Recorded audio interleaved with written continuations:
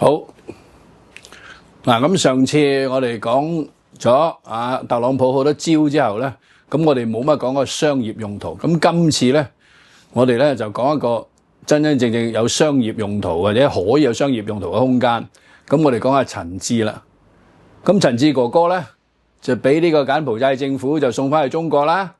咁去到落機嗰一剎那，咁啲警衛啊點樣咧，就將個頭罩剝開咗，咁大家就見到陳志啊咁樣，咁原來啲頭髮甩甩地嘅，咁嗰陣時先知道嘅，咁所以個髮型咁鬼特別啦，咁好啦，咁跟住有一啲網紅咧就會話啦，喂，佢會唔會呢個唔係陳志嚟嘅？其實假噶，求其捉佢嚟頂數，咁就大家滿足咗，咁呢個咧我哋今日唔去批評佢，咁但係呢個實際上咧喺兵法上邊咧，或者36計上面咧，其實咧就係一個有名堂嘅東西嘅，叫李代桃僵。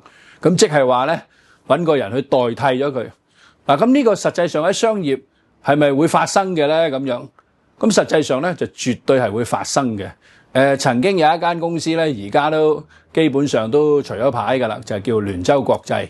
咁聯洲國際咧，咁就有一個德國嘅老闆嘅，聯洲國際嘅老闆係德國人嚟嘅。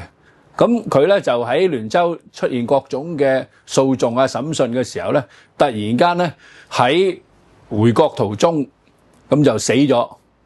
咁死咗嘅時候，咁亦都咧係有好多人去懷疑佢，喂，呢個人係咪真嘅咧？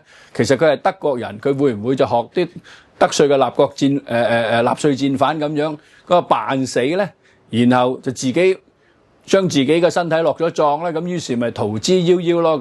咁呢個咧其實係常有使用嘅一種情況咧，就係話詐死，然後咧逃離法網或者逃離某啲人嘅視線嘅。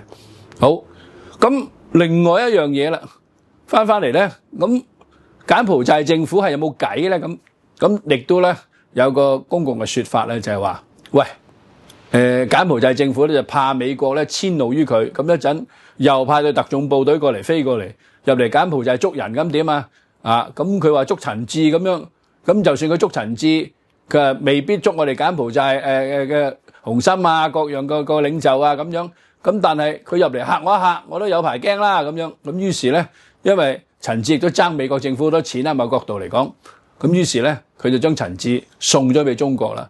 咁呢個咧就係咧其實好標準嘅借刀殺人計。嗱，你中國人啊嘛，咁咪拱你翻中國啦。